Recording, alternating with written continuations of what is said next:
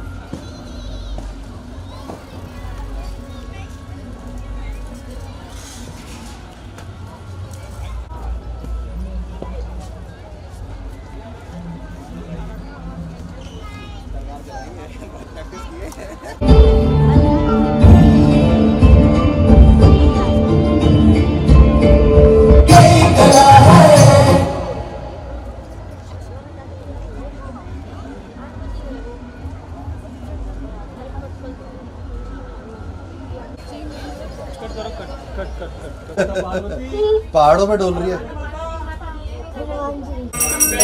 गौरी समझे तुमको निश्चित दावत तुमको निश्चित दावत आए ब्रह्मा शिवरी ओम देव गौरी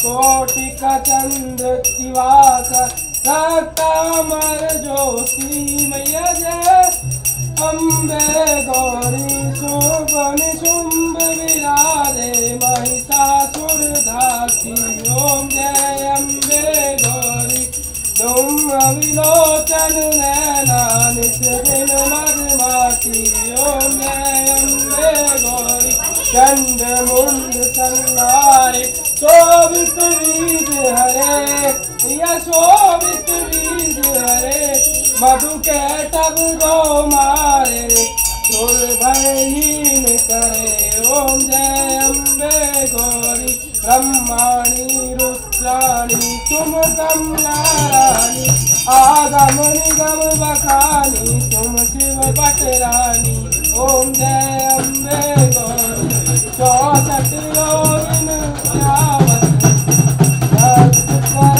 ओम जय अम्बे गौरी बाजत ताल मृदंगा बाजत ताल मृदंगा अनुवाजत नमो ओम जय अम्बे गौरी तुम ही जग की माता तुम ही हो भरता ओम जय अम्बे गौरी भजन किए दुख काटे सुख संपत्ति करता ओम जय अम्बे गौरी कंचन थाल विराजत अगर कपूर भाती ओम जय अम्बे गौरी श्रीमाल के तुम राजत कोटि रतन ज्योति जय अम्बे गौरी श्री अम्बे जी की आरती जो कोई गावे गावे स्वानंद स्वामी सुख संपत्ति पावे ओम जय अम्बे गौरी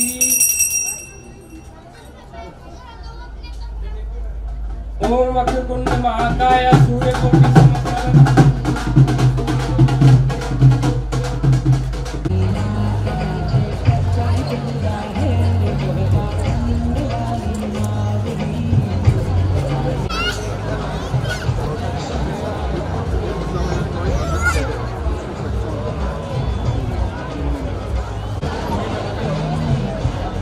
Yeah.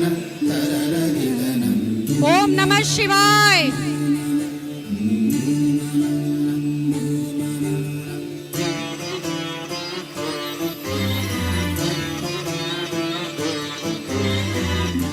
महादेव, आज दशहरे के इस पावन पर्व पर मेरे मन में एक शंका उठ रही है।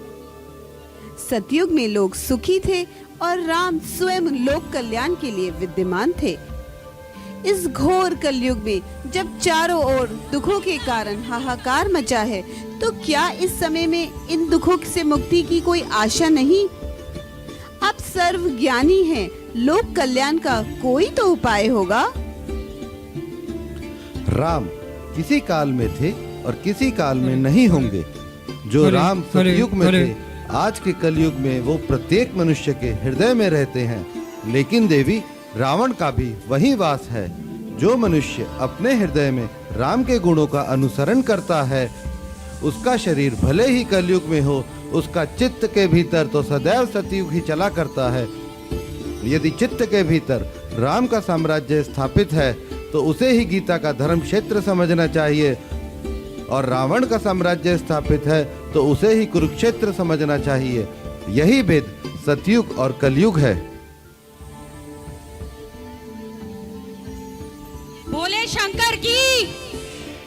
ओम नमः शिवाय। ओम नमः शिवाय।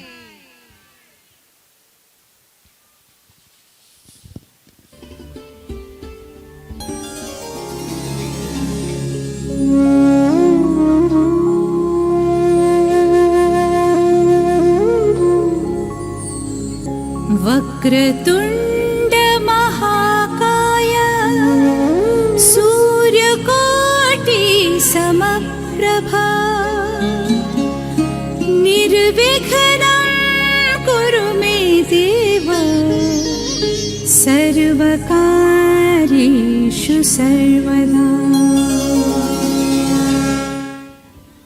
श्री गणेश भगवान विशाल काय शरीर व बुद्धि वाले तथा करोड़ सूर्यों के प्रकाश सहज महान प्रतिभाशाली हैं। ऐसे प्रभु सदैव हमारे सारे कार्य बिना विघ्न के पूरे करें। हिंदू धर्म में किसी भी मांगलिक एवं शुभ कार्य के प्रारंभ में सर्वप्रथम बुद्धि के दाता श्री गणेश जी भगवान की विधि विधान से पूजन किया जाता है।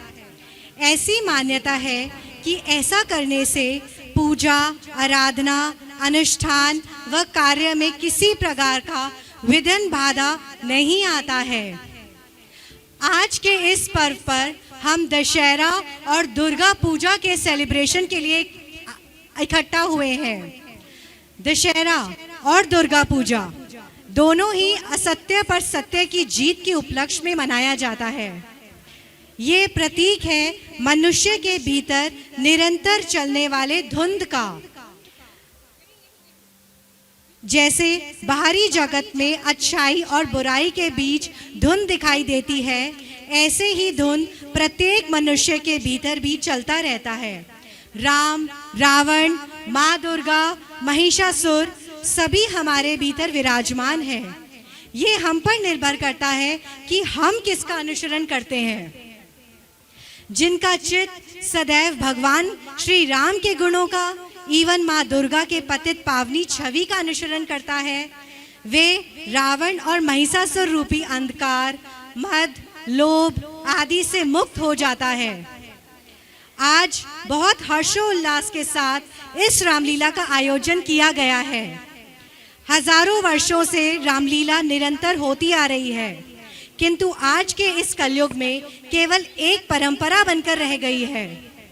चलिए कोशिश करें कि रामायण के भीतर जो सार संदेश छिपा है, आज हम उसे पुनः जीवित करें और अपने जीवन में रामायण की शिक्षा के अनुरूप चलाएं। बोलो सियावर रामचंद्र की जय। सियावर रामचंद्र की जय। सियावर रामचंद्र की जय।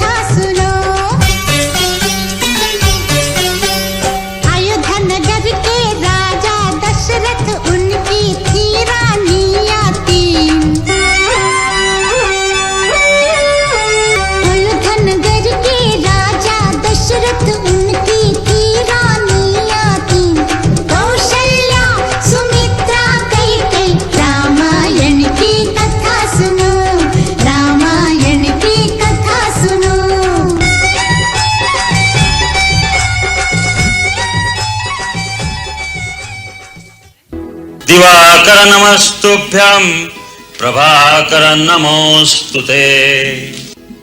महाराज दशरथ, अपने कुल देवता से जो प्रार्थना करोगे वो अवश्य सफल होगी। गुरुदेव, आपके आशीर्वाद से अपार वैभव, सुख, समृद्धि, कीर्ति सब कुछ है, परंतु एक ही कमी है। क्या वो रघुकुल दशरथ के साथ ही समाप्त हो जाएगा? आप तो जानते हैं गुरुदेव कि कोई माँ कहने वाला ना हो तो स्त्री अपने आप को पूर्ण नहीं समझती।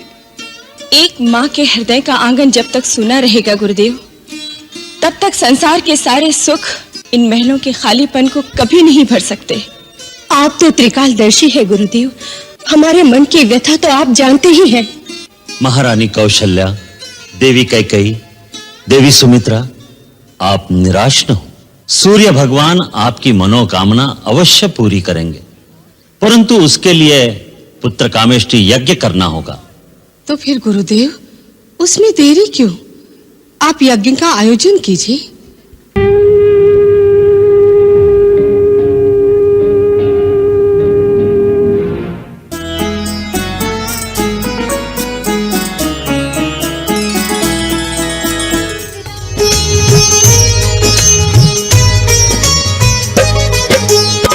वशिष्ठ भी हुए अति प्रसन्न, मनोकामना जान। पुत्रेष्ठ यज्ञ करने का है किया विधि विधान। बड़ी मनोरम यज्ञशाला का फिर निर्माण कराया। यज्ञ प्रसाद चढ़ा के राजन ने सब में बंटवाया। अपनी तीनों रानियों को भी है प्रसाद खिलाया।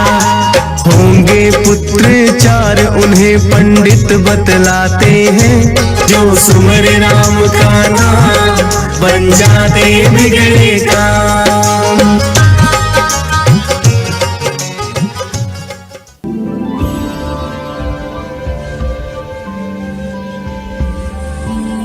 प्रभु, वैसे तो मैंने आपको सदा ही मुस्कुराते देखा है, लेकिन आज मैं आपके मुख पर एक अलग ही तरह का उल्लास देख रही हूँ। ऐसा क्या है प्रभु जो आप इतने हर्षित हो रहे हैं?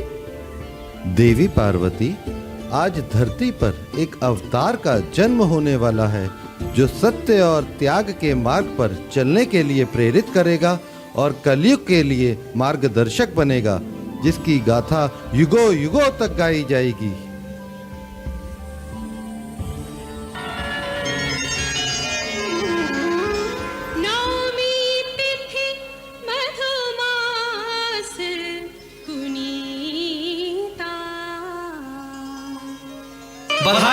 बधाई हो महाराज दशरथ के चार पुत्र हुए। लल्ला की बधाई हो, बधाई हो, बधाई हो।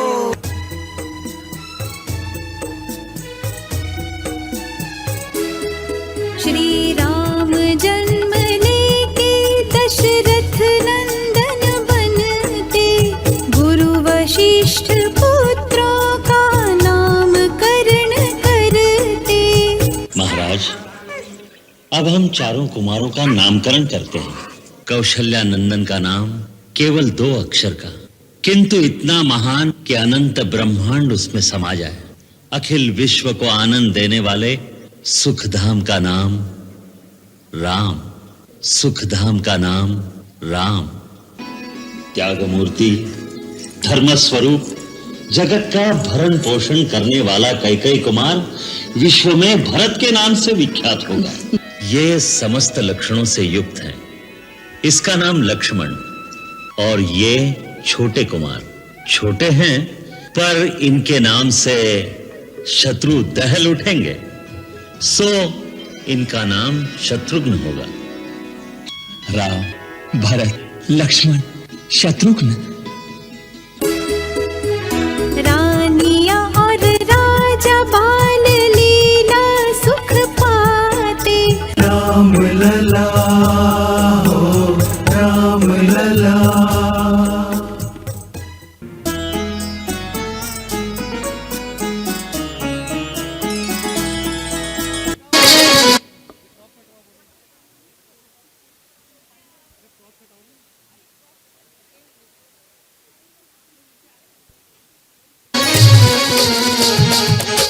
खुशियों की बेला देखो अयोध्या में आई, नाच रही झूमे देखो कौशल्या माई।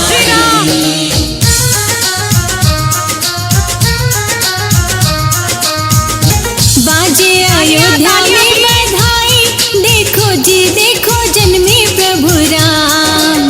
भाग जागे रे अवध की रे छाई, देखो मुखड़े पे सबके मुस्कान। भाग जागे रे अवध के रे छाई, देखो मुखड़े पे सबके मुस्कान।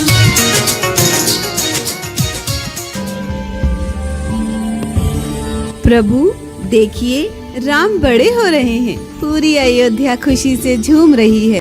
प्रभु कृपया बताएं कि कलयुग में राम राज्य किस प्रकार स्थापित होगा। देवी, कलयुग में तो राम हृदय में ही निवास करेंगे। जैसे जैसे मनुष्य के हृदय में राम के प्रति, ईश्वर के प्रति अनुराग बढ़ेगा, उसके भीतर बसे राम का विस्तार होगा। राम राज्य का, सतयुग का विस्तार होगा। कलयुग के रावण का विनाश होता जाएगा। हेलो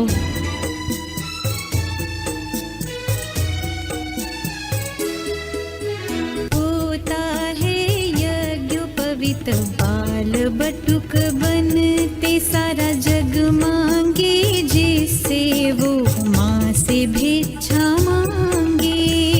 विद्याध्ययन हेतु राम गुरुकुल में जाते, वेद शास्त्र योग धनुर्विद्या गुरु पढ़ाते। गुरु माँ से संगीत राग रागिनी सीखते, पूर्ण शिक्षित रामचंद्र आई अवध अंगना। पिता माँ को शीश झुकाते, छूके चरना। राम लला हो, राम प्रभु शिव धनुष किस बात का परिचायक है, और यदि राम उसे तोड़ रहे हैं, क्या इसमें कोई संदेश छिपा है। देवी, राजा जनक का धनुष उनके सूक्ष्म अहंकार का प्रतीक है। आत्मा परमात्मा का अंश जरूर है, किंतु शरीर और मन के साथ तदात्मय हो जाने के कारण अपने स्वरूप को भूल जाता है। इसी भाव का भंग होना शिव धनुष भंग होना है। राजा जनक ज्ञान के और माता सीता भक्ति के प्रतीक हैं। दोनों अपनी पराकाष्ठा पर पहुंच चुके हैं और ईश्वर अर्थात राम के आगमन की प्रतीक्षा कर रहे हैं। भक्त पुकारते हैं तो राम को मिथिला आना ही पड़ता है।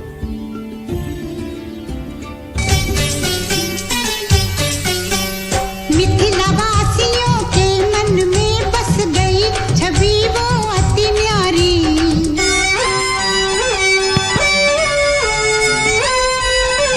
बोलो सियारा रामचंद्र की। के मन में बस गई छवि वो अति न्यारी। जनक सुपुत्री जानकी फिर अपने तन मन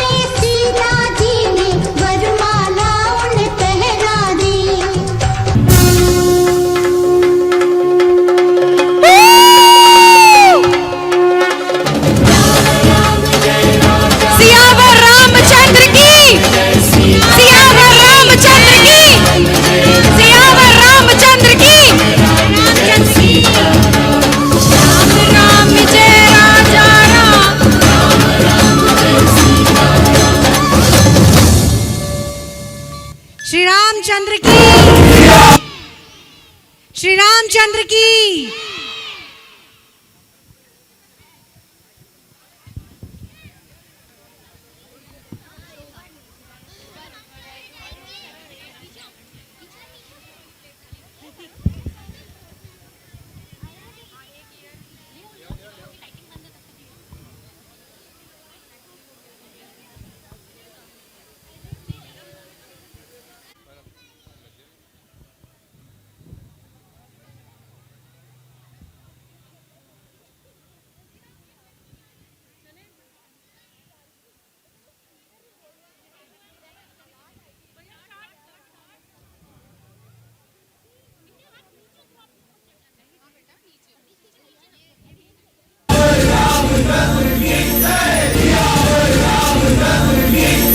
प्रजा कितनी प्रसन्न है युवराज राम के आगमन पर। युवराज नहीं, अयोध्या का भावी राजा का शीघ्र ही होगा राम का राज्याभिषेक। राम का राज्याभिषेक, राम का राज्याभिषेक। राज्याभिषेक होगा तो केवल मेरे पुत्र भरत का।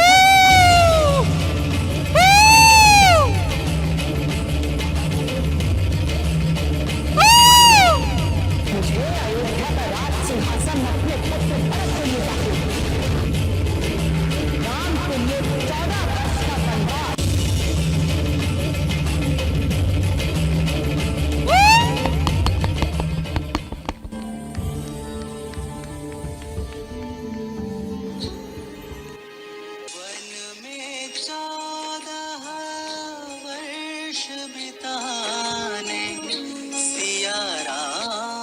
चले वचन निभाने।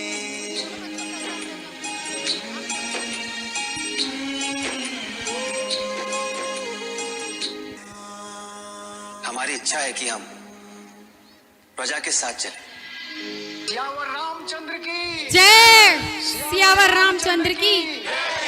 रघुकुल रीत सत्य कर दिखाए। सियावर रामचंद्र की, सियावर रामचंद्र की, सियावर रामचंद्र की, सियावर रामचंद्र की जय। प्रभु श्री राम आपके पास आ चुके हैं। श्री रामचंद्र की जय, रामचंद्र की जय, रामचंद्र की सियावर रामचंद्र की जय, सियावर रामचंद्र की। हे प्रभु, एक क्षण में राज तिलक और अगले क्षण 14 वर्ष का वनवास, ये कैसा अन्याय। राम अयोध्या में रहते हैं। अयोध्या जहाँ युद्ध नहीं है। जैसे ही व्यक्ति मोह के कारण ईश्वर से मुंह फेर लेता है, चाहे कैकेयी हो या राजा दशरथ, भक्त अपने ईश्वर से विमुख होता है। ईश्वर और शांति दोनों उसमें निवास नहीं करते। राम यहाँ गीता के ज्ञान को प्रतिष्ठित कर रहे हैं। जैसे पर उपदेश कुशल बहु तेरे, राम ने यहाँ सिद्ध किया है। जो उपदेश श्री कृष्ण ने गीता में दिया है, राम ने पहले उस पथ पर चलकर दिखाया है। राजा बनने की बजाय साधु के वेश में जंगल में रहना और राम मुस्कुरा रहे हैं, मानो कुछ हुआ ही ना हो। देवी, राम अपने आचरण से सिद्ध कर रहे हैं कि त्याग पूर्वक संसार में किस प्रकार रहना चाहिए। पिता के वचन और कुल की मर्यादा की रक्षा करना पुत्र का धर्म है। समाज में उदाहरण प्रस्तुत करने के लिए राम ने 14 वर्ष वनवास जाना स्वीकार किया।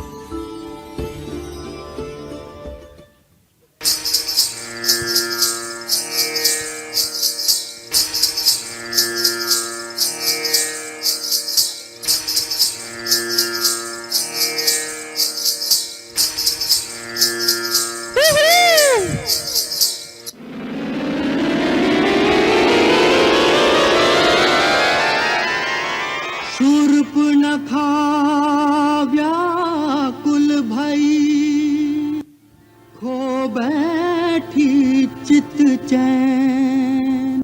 राम रूप को देख के चकाचौंध भय नैन। मेरे ढोल ना सुन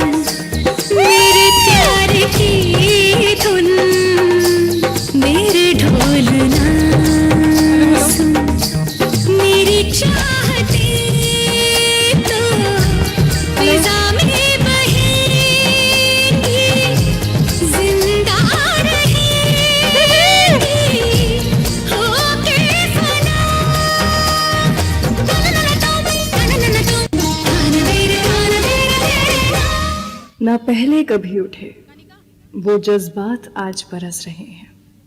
पहले पहचान न थी तो गम था, आज इस पहचान का गम है। एक मौके की तलाश में गुमनामी को तरस रहे हैं। एक ठंडी सी आग लगी है मन में, जलाती है धीरे धीरे। थोड़े से हम बचे हैं, तेरे पानी को तरस रहे हैं।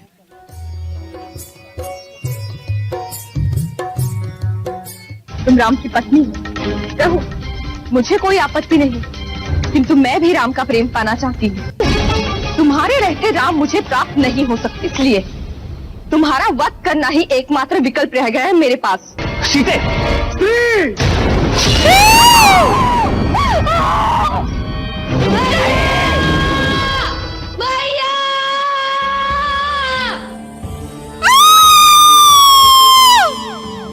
प्रभु, ये भयंकर आकृति वाली स्त्री कौन है? देवी, ये शूर्पणखा है। ये मनुष्य के चित्त में रहने वाले दोषों का प्रतीक है। कामना और ईर्ष्या किस प्रकार मनुष्य के चित्त के भीतर छिपे रहते हैं और अवसर पाते ही व्यक्ति को काम पीड़ित कर देते हैं, किंतु जिनके हृदय में राम का वास होता है उनका काम और ईर्ष्या रूपी शूर्पणखा कुछ नहीं बिगाड़ पाती। हे प्रभु, इस दशा में ये किसके पास जाएगी? देवी, ये अपने भाई दशग्रीव के पास जाएगी। वह वास्तुकला, ज्योतिष विद्या एवं शास्त्रों का प्रकांड पंडित होने के साथ साथ महापराक्रमी, महाशक्तिशाली और मेरा सबसे बड़ा भक्त है। इन्हीं गुणों से प्रसन्न होकर मैंने ही इसे रावण के नाम की उपाधि दी है।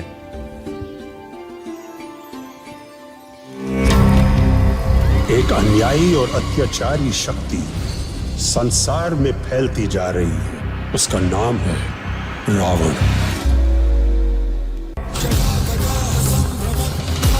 रावण! लंकापति रावण!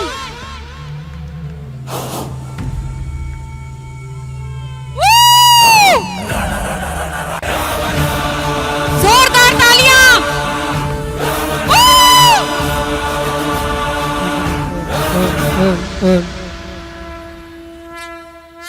भैया! भैया! देख ली मेरी दुर्दशा, मेरा अपमान। बोलो शूर्पणखा, लंकापति रावण की बहन के साथ ऐसा दुर्व्यवहार करके किसने अपने वंश का विनाश सुनिश्चित किया है? उन्हीं दंडकारण्य के सन्यासियों ने, जो आपके शत्रु हैं। उन्होंने हमारे कुल की स्त्री का अपमान किया है और मनुष्य का सबसे बड़ा मान, सम्मान और गौरव उसके घर की स्त्री होती है।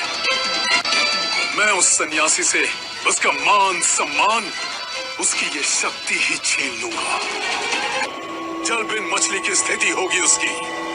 तड़प तड़प कर मरेगा वो, जब मैं उसकी प्राण प्रिय पत्नी सीता का हरण कर लूंगा।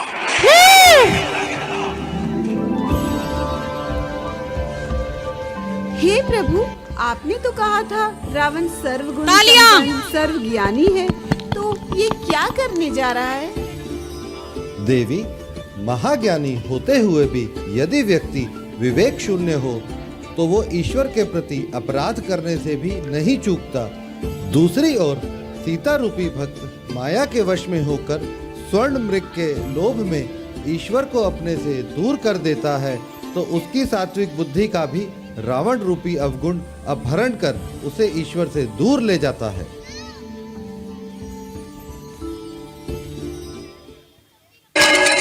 स्वर्ण मृग, मेरे पास आओ। रुको, रुको, इधर आओ मेरे पास, रुको। सीते, किसे पुकार रही है? मैंने स्वर्ण मृग देखा। सीते, मैंने आपको बताया था ना, इस वन में स्वर्ण मृग नहीं पाए जाते। किंतु मुझे भी पहले ऐसा ही लगा कि भ्रम है, तो मैंने उसे स्वयं देखा है। लक्ष्मण, क्या तुमने स्वर्ण मृग देखा? अभी मैं तो मचान पर था। मैं कैसे समझाऊं, कैसे विश्वास दिलाऊं आपको?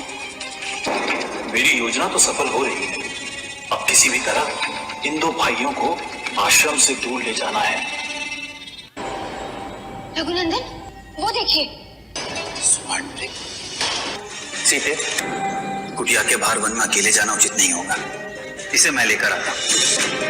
राम, इसी क्षण की तो प्रतीक्षा थी मुझे। बेटा ये कलयुग है, यहाँ की यही कला है। बेटा ये कलयुग है, यहाँ की यही कला है। कि लालच बुरी बला है, कि लालच बुरी बला है, कि लालच बुरी बला है, कि लालच बुरी बला है। सीते, लक्ष्मण, मेरी रक्षा करो। रघुनंदन संकट में है, मुझे और लक्ष्मण को पुकार है। लक्ष्मण!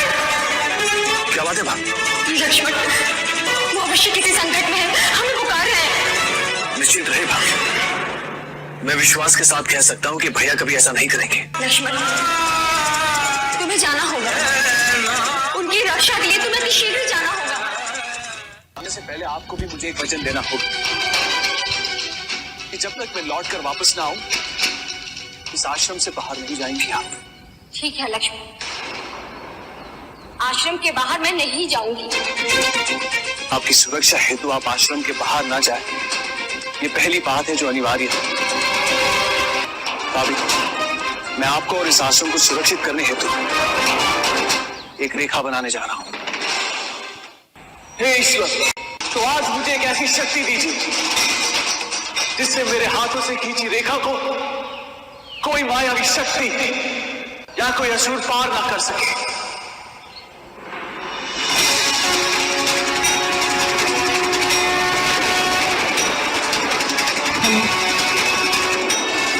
जय श्री राम।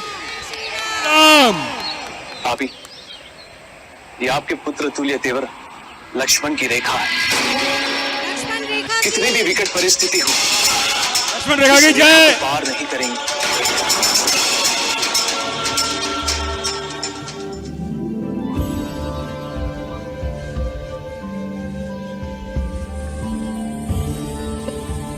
प्रभु, ये घड़ी कलंकित सिर्फ इसलिए नहीं है कि देवी सीता का अपहरण होने वाला है, बल्कि इसलिए भी है कि संसार में पहली बार एक स्त्री दो पुरुषों की प्रतिशोध की ज्वाला में जलने जा रही है।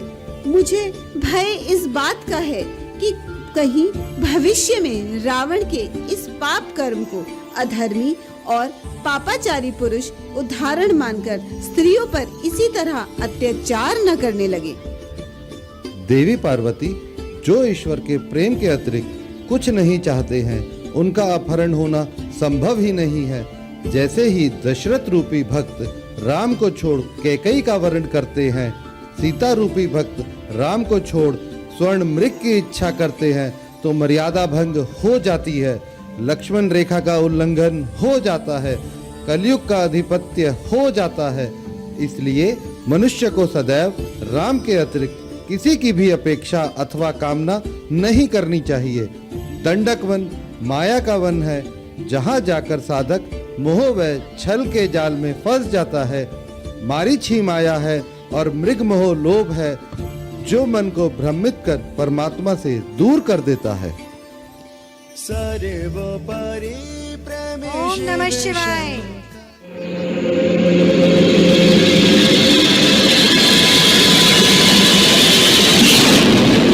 जय लंकेश, जय लंकेश। ये कैसी शक्ति है? सुरक्षा रेखा प्रतीत होती है। ये रेखा मुझे परास्त नहीं कर सकती, मुझे कोई और युक्ति सोचनी होगी।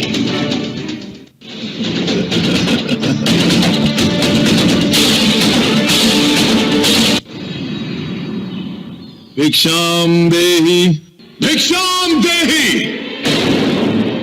क्षमा कर दीजिए ऋषि, मैं शिव आराधना के कारण आपकी पुकार नहीं सुन पाई। मूर्ख स्त्री, कोई भी देवता द्वार पर आए हुए अतिथि से बड़ा नहीं होता। क्षमा करें मुनिवर, मैं आज अत्यंत व्यथित हूँ और मेरा हृदय भी अशांत, इसलिए ऐसी भूल हो गई। आइए मुनिवर, आपका आश्रम में स्वागत है। मैं एक वैराग्य ऋषि हूँ। गृहस्थ के आश्रम में मेरा प्रवेश वर्जित है। जाओ और मेरे लिए यही भिक्षा लेकर आओ, नहीं तो मैं यहाँ से रिक्त पात्र लेकर लौट रहा हूँ। नहीं ऋषिवर, न भी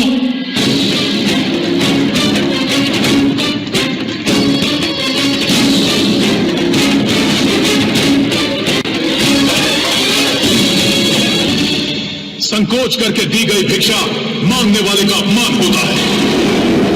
क्या तुझे यह भी नहीं सिखाया गया? ये दुविधा कैसी? नहीं ऋषिवर, ऐसा नहीं। मैं तो आपको भिक्षा देकर हर्ष का ही अनुभव करूंगी, किंतु मैंने अपने देवर को इस रेखा को पार न करने का वचन दिया है। इसलिए मेरी आपसे करबद्ध प्रार्थना है कि आप आश्रम के भीतर आकर भिक्षा ग्रहण कर मुझे कृतार्थ करें। सन्यासिनी, तू ये क्या कह रही है? तू एक सन्यासी को आदेश दे रही है? क्या तुझे इतना भी ज्ञात नहीं कि एक बैरागी किसी बंधन में भिक्षा नहीं लेता? मैं बिना भिक्षा लौट जाऊंगा, किंतु तेरे आश्रम में मैं प्रवेश नहीं कर सकता तो नहीं कर सकता। ठहरिए ऋषिवर, मैं अपने देवर को दिए गए वचन को तोड़ूंगी और मैं इस रेखा को पार करके अतिथि के रूप में पधारे ऋषिवर को भिक्षा दूंगी। लीजिए ऋषिवर, भिक्षा ग्रहण कीजिए।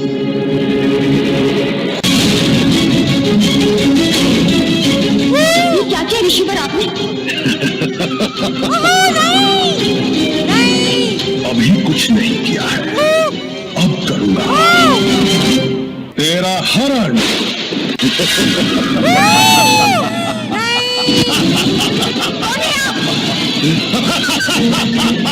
लंकापति रावण? हाँ, लंकापति रावण। जय लंकेश। कहती सिया मेरे रामा पिया जल्दी आओ, दुष्ट रावण से हमको बचाओ। कहती सिया मेरे रामा पिया जल्दी आओ, दुष्ट रावण से हमको बचाओ। के समान है, अब कोई बचाने वाला नहीं, क्योंकि बचाने वाले को तो स्वयं ही दूर भेज दिया है।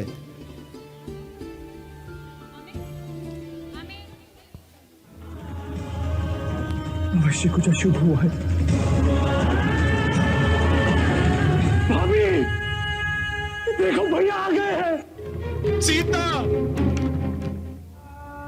मैंने कहा था उन्हें कुछ नहीं होगा। कहाँ हैं आप?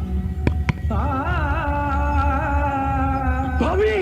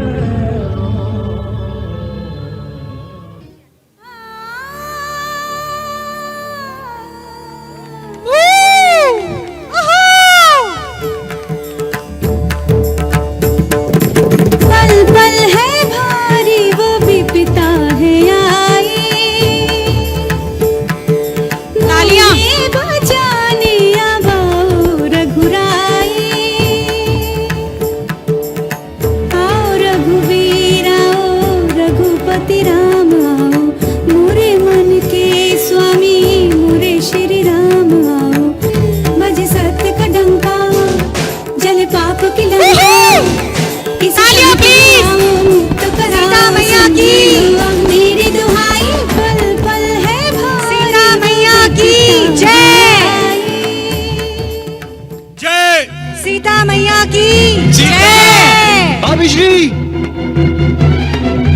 सीता, भाभी श्री, सीता, भाभी श्री।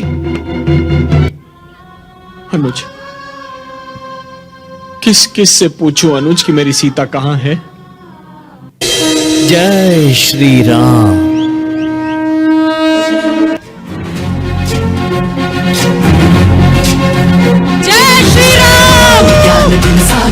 जय हनुमान। जोरदार तालियां।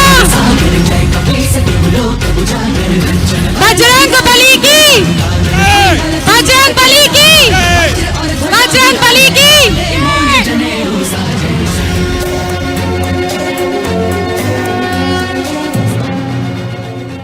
हरे हरे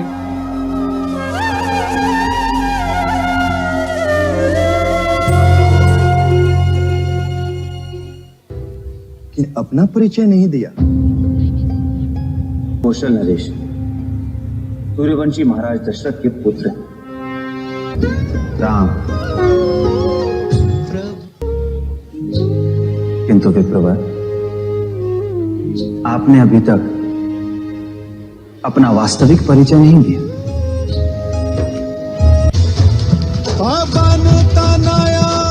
संकट बोलो संकट मोचन हनुमान की, संकट मोचन हनुमान की हे जय। राम, मैं अंजनी पुत्र हनुमान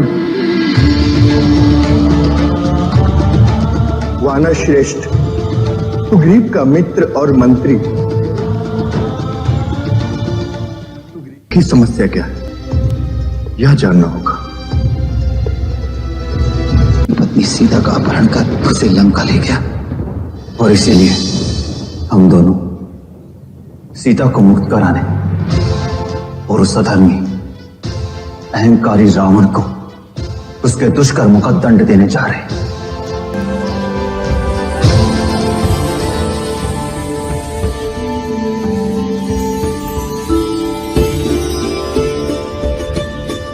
प्रभु, इतना सुंदर और विशाल वानर कौन है और इसके भीतर से प्रकाश पुंज किस प्रकार निकल रहा है?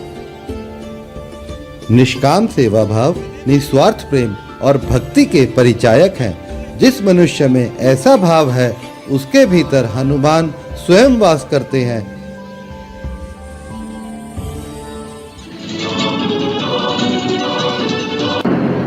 जय श्री राम, जय श्री राम। मैं लंकापति रावण का छोटा भाई विभीषण हूं। श्री राम, मेरे बड़े भ्राता रावण का परित्याग कर दिया है। मैं लंकापुरी छोड़कर आपकी शरण में आया। प्रभु, लंका इस महासागर के उस पार है। संपूर्ण वानर सेना को महासागर पार करने के लिए हमें कोई मार्ग खोजना होगा। आप अपने अग्नि बाण से इस विशाल सागर को सुखा दीजिए और बना दीजिए लंका तक जाने का मार्ग। नहीं लक्ष्मण, अकारण बल का प्रयोग करना मात्र अहंकार का प्रदर्शन होता है। मानव के लिए यह असुरी प्रवृत्ति वर्जित है। हमें अपना प्रत्येक कार्य धर्म और नीति के अनुसार ही करना होगा, तभी अधर्म और अनीति पर विजय संभव है। हे समुद्र देव, आज मेरी एक प्रार्थना स्वीकार कर लीजिए। मैं अपनी पत्नी जनक नंदिनी सीता को रावण के बंधन से मुक्त कराने अपनी वानर सेना के साथ समुद्र के उस पार लंका जाना चाहता हूं। आप कृपया मुझे उस पार जाने का मार्ग प्रदान करें। वानरों में नल और नील नाम के दो वानर योद्धा हैं जो विश्वकर्मा की संतानें हैं। आप उनकी सहायता से सेतु का निर्माण कीजिए और उसके माध्यम से आप और आपकी सेना लंका पहुंच जाएगी।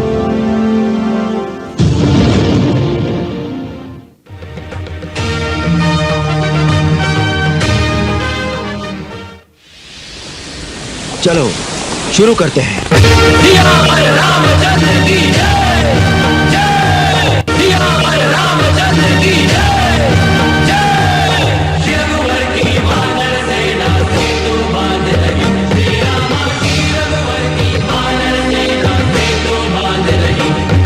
जय श्री राम। राम नाम से हर पत्थर तर गया था। बोलिए जय श्री राम। जय श्री राम। जय श्री राम। जय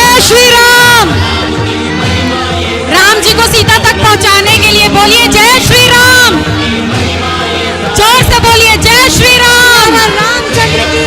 बढ़िया।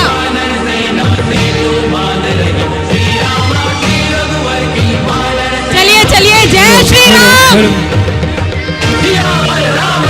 वानर सेना की जय, वानर सेना की, हनुमान जी की जय। हो गई। इस विनाश से चिंतित होकर रावण ने विशालकाय कुंभकर्ण को युद्ध भूमि में भेजा। प्रभु, ये महाकाय राक्षस कौन आ रहा है जो वानरों का भक्षण करता जा रहा है? कुंभकर्ण जी आ गए हैं। कुंभकर्ण कभी न तृप्त होने वाली लालसा है। मनुष्य का मन कभी संतुष्ट नहीं होता, सदा अधिक और अधिक और अधिक की ही मांग करता है। ऐसा मन जितना अधिक निद्रा में मग्न रहे उतना ही कल्याणकारी है। जो अपने भीतर के इस कुंभकर्ण को सुलाए रखता है, कलयुग के प्रकोप से बचा रहता है। क्रूर कर्मा कुंभकर्ण वानरों को गाजर मूली के समान खाने लगा। इस विकराल स्थिति को देखकर वीर लक्ष्मण ने भगवान श्री राम से कुंभकर्ण का अंत करने की प्रार्थना की।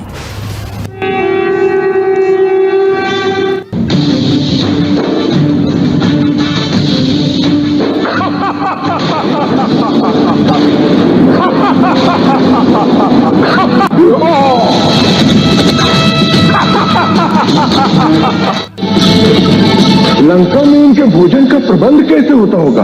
भैया कुंभकर्ण को भोजन बहुत प्रिय है। जितना भोजन संपूर्ण लंका में सब मिलकर खाते हैं, उतना भोजन मेरे प्रिय भाई कुंभकर्ण अकेले खा जाते हैं। और मैंने सुना है कि वो सदैव निद्रा में ही रहते हैं। लक्ष्मण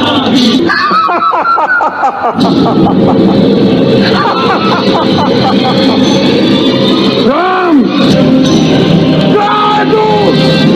मैं आ गया।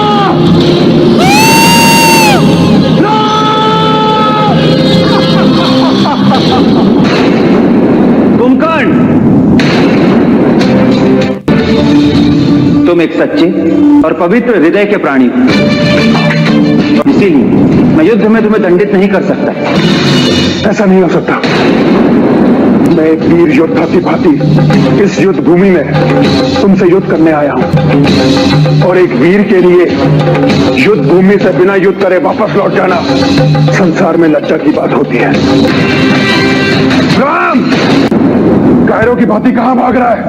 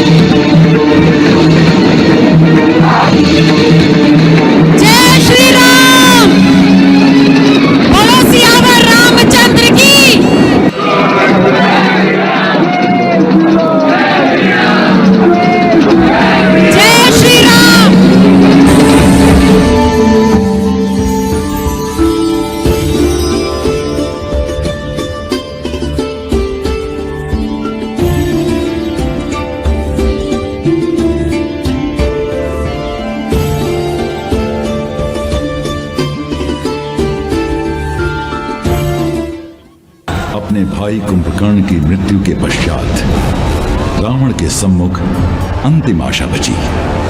देवराज इंद्र को भी जीतने वाला उसका पुत्र मेघनाद। घोर कर्मा मेघनाद विभिन्न अस्त्र शस्त्रों से वानरों का संहार करने लगा और अदृश्य होकर मायावी युद्ध करने लगा। हमें युद्ध में मेघनाद के छल से सावधान रहना होगा, किंतु मेरे हाथ में उसका वध निश्चित है आज। तो अब तुम्हारे उस वनवासी भाई राम को तुम्हारी मृत्यु पर शोक मनाने का और विलाप करने का समय अवश्य दूंगा। शायद शोक और विलाप का अवसर किसे प्राप्त होगा, इसका निर्णय आज हो जाएगा।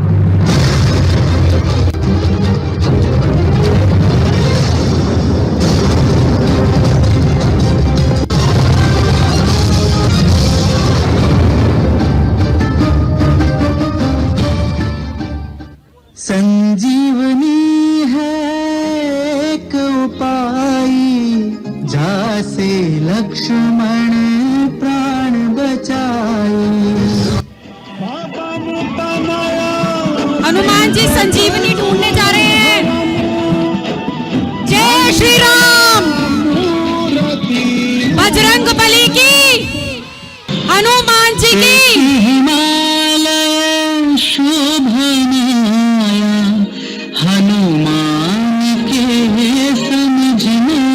बजरंग बली की। इनमें संजीवनी कौन सी है? तभी का रंग भी एक ही समान दिखाई दे रहा है।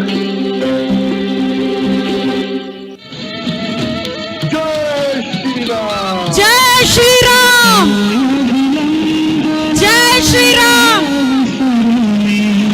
हनुमान जी की, पवन सुत हनुमान की। सजीवन लखन जियाए श्री रघुवीर हर्षि उर लाए। रघुपति कीन्ही बहुत बढ़ाई तुम मम प्रिय भरत सम भाई। मंगल भवन मंगल हारी धवम सो दशरथ राजीर बिहारी। हरता जय जय हनुमंता, हरता जय जय हनुमंता। जो उर लक्ष्मण के तब प्राण तजे पुत्र रावण मारो। अनि सजीवन हाथ तई तब लक्ष्मण के तुम प्राण उबारो।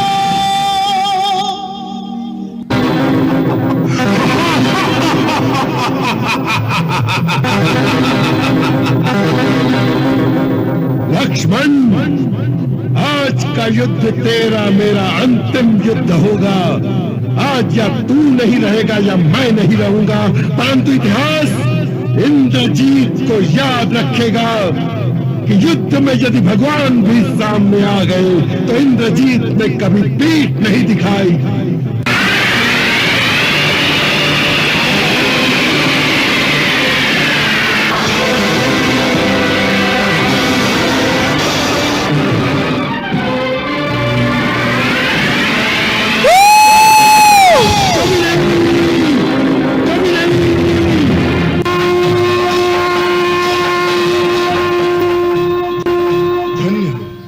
लक्ष्मण, तुम्हारी जय।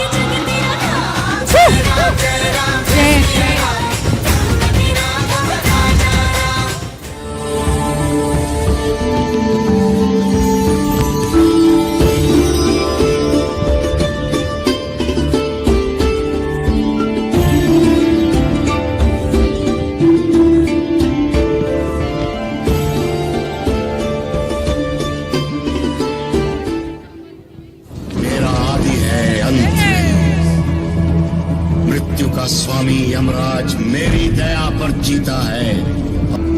धरती मेरे पैरों के नीचे है और आकाश मेरी मुट्ठी में, क्योंकि मुझ में शक्ति है और मेरी शक्ति मेरा अभिमान है।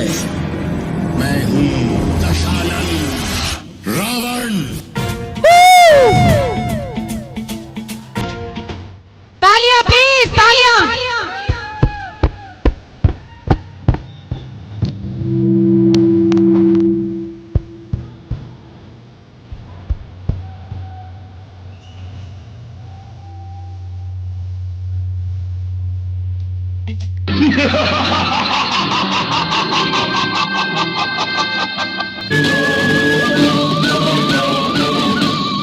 मेरे वीर असुर योद्धाओं, ये युद्ध कोई व्यक्तिगत युद्ध नहीं है, अपितु ये असुरों के अस्तित्व और असुर संस्कृति की रक्षा का युद्ध है। हमें युद्ध में शत्रु को कभी भी छोटा नहीं समझना चाहिए। हमारा युद्ध उस रावण से, एक महान विद्वान और ज्ञानी भी है। हमें रावण का सम्मान करना चाहिए। हरे हरे हरे हरे हरे हरे हरे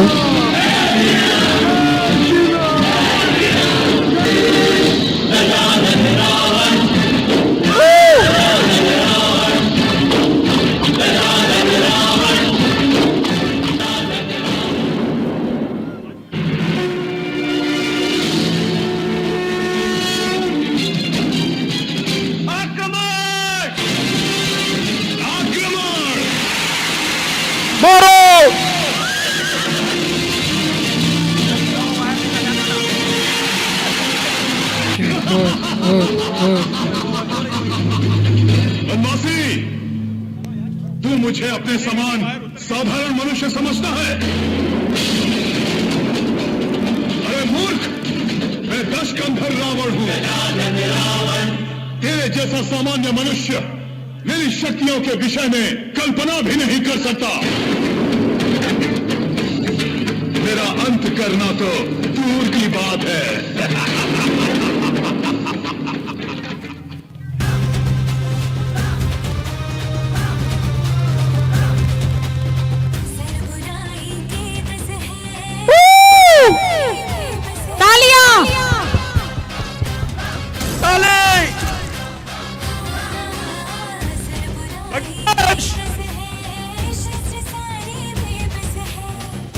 आपका जोश थोड़ा हल्का लग रहा है, प्लीज आवाज आनी चाहिए।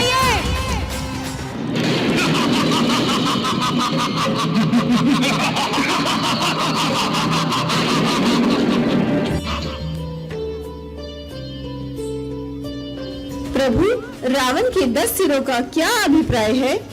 देवी, ये रावण के 10 अवगुण हैं। काम, धन और यश की कामना मुख्य अवगुण है। इससे मनुष्य में क्रोध का जन्म होता है। तालियां! क्रोध, अपने मन, वचन और कर्मों पर नियंत्रण न रख दूसरे व्यक्ति पर आवेश करना।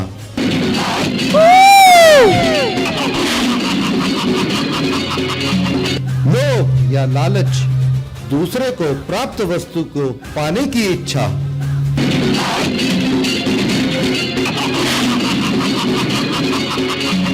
मोह, किसी व्यक्ति, वस्तु अथवा स्थान के प्रति विवेकहीन प्रेम जिसमें तर्क व बुद्धि की भी उपेक्षा की जाए। क्या बात है। मद अथवा नशा, मद के प्रभाव में आने पर उचित अनुचित का ध्यान नहीं रहता।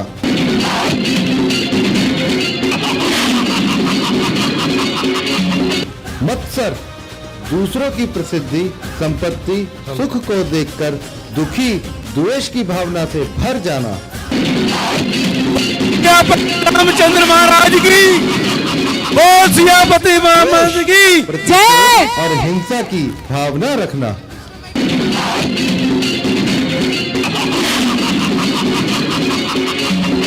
घृणा, किसी व्यक्ति, स्थान या वस्तु के प्रति अत्यधिक नकारात्मक भाव रखना।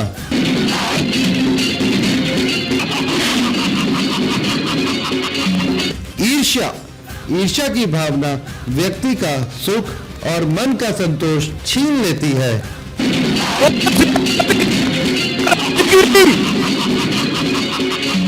भय, भय मनुष्य की सोचने समझने की शक्ति को क्षीण कर देता है।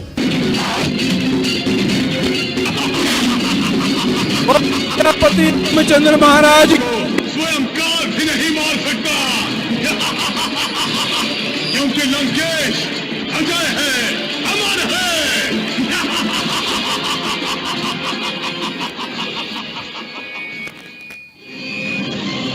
रावण की मृत्यु क्यों नहीं हो रही? बार बार इसके शीश कट जाते हैं और माया के कारण पुनः शीश उत्पन्न हो जा रहे हैं। क्या रावण को मारने का कोई उपाय नहीं है? प्रभु, महेश की नाभि में अमृत है, उसी अमृत के बल से उसकी मृत्यु नहीं हो पा रही है। लंकेश का वध तभी संभव जब आप उसके नाभि के अमृत को अपने बाणों से नष्ट कर दें।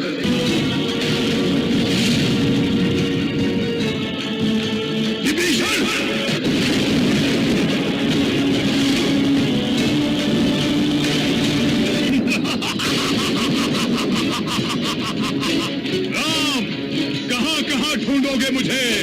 रावण सर्वज्ञ है।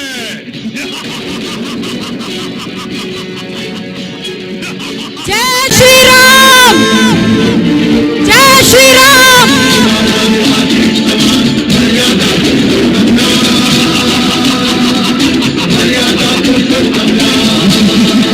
रावण दहन का समय हो रहा है।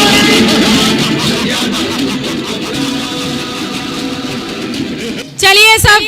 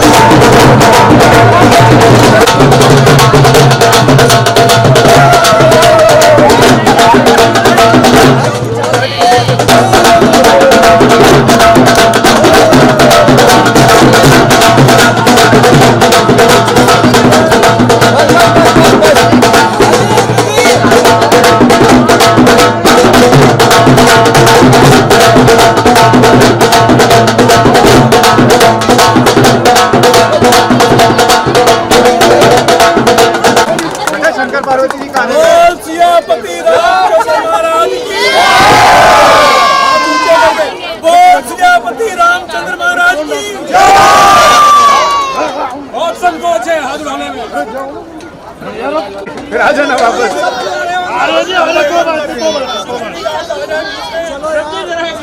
बस बस बस। हेलो सर, रावण के बिना अधूरा है प्रेम।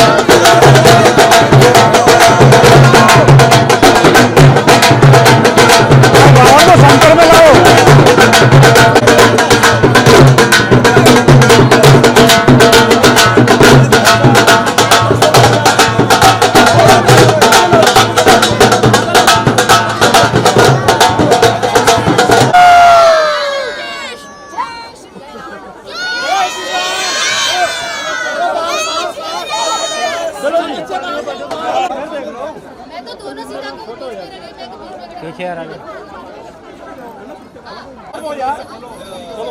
सामने देखिए सब लोग।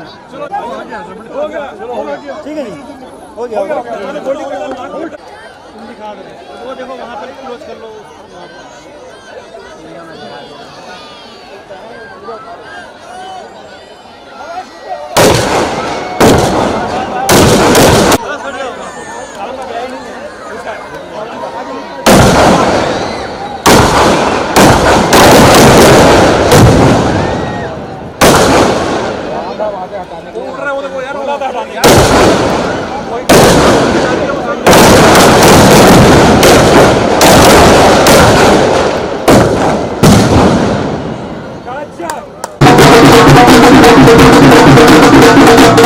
जी हैं, सुमित्रा के रोल में मोना जी हैं, जो वनवास से पहले के राम हैं, महेश जी,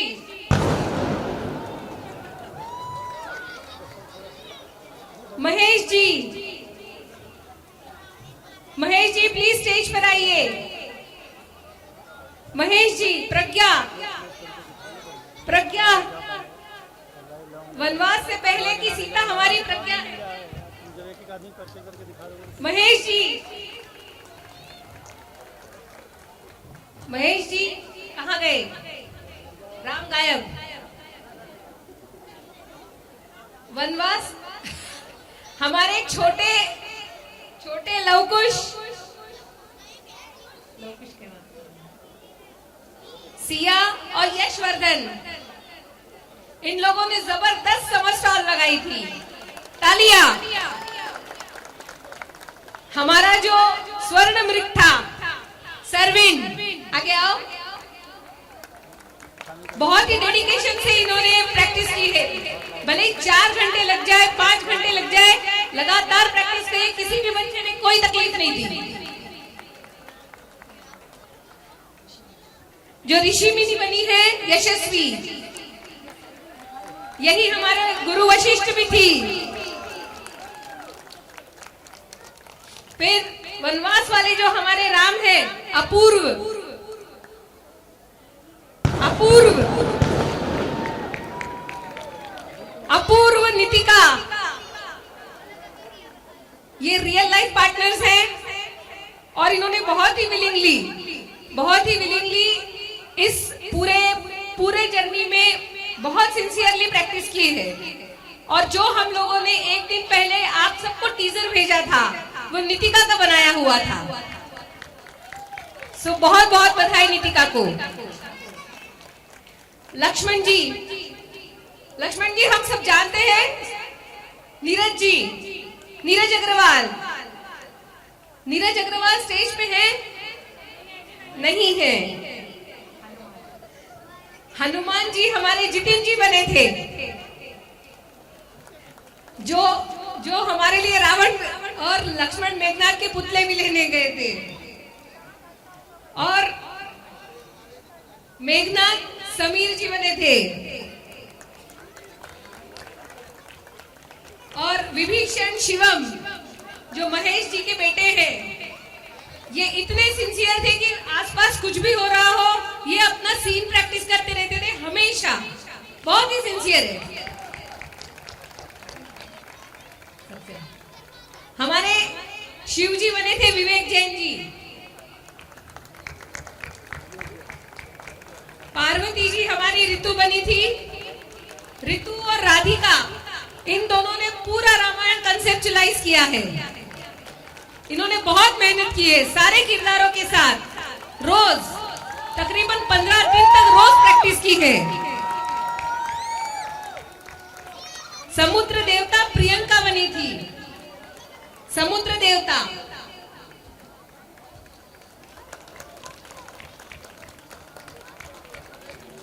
और हमारी शूर्पणखा बनी थी स्पृहा, स्पृहा माइंदे।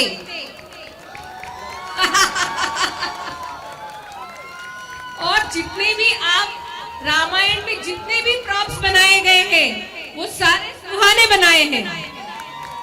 बहुत ही कम समय में, रिमार्केबल। इसके बाद जो छोटे राम लक्ष्मण भरत शत्रुघ्न बने थे, अथर्व, आर्यन, ओम केसर, शिवांश अरोरा।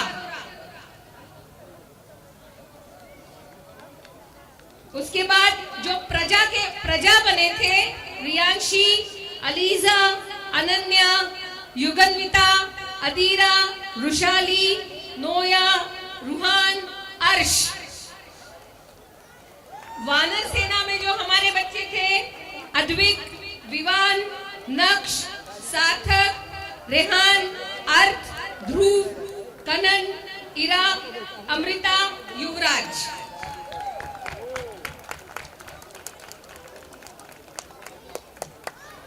रावण के 10 सर, अर्णव, श्रेयस, दक्ष, गर्व, अथर्व, मनन, कणव, कावेश, ध्रुव गोयल, निर्भीक। और अब जिन्हें हम इंट्रोड्यूस करवाना चाहते हैं वो है रावण। हमारे अपने अनूप जी, सभी जानते हैं उन्हें, पर वो है कहाँ? सेल्फी खिंचवा रहे। तो सभी के लिए जोरदार तालियां होनी चाहिए। इन लोगों ने बहुत मेहनत की है और उनकी मेहनत रंग लाई है। Thank you so much. एक मेहनत प्रांजलि जी ने भी की है। A big props for Pranjali ji. Hip hip hurray, hip hip hurray, hip hip hurray. Siyavar Ramchandra की, सियावर रामचंद्र की।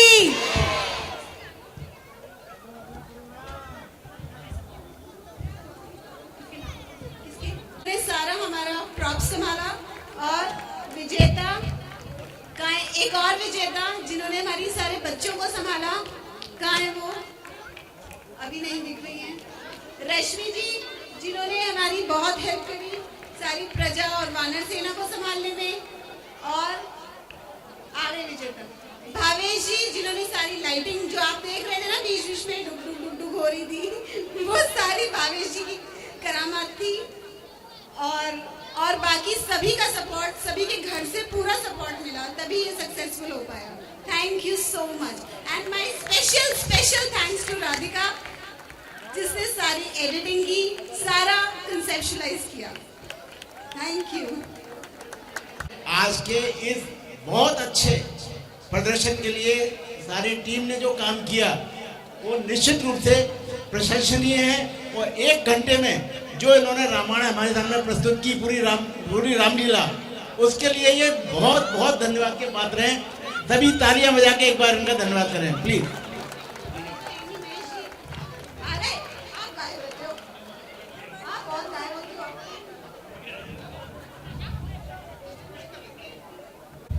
सभी लोग डांडिया के लिए तैयार हो जाइए।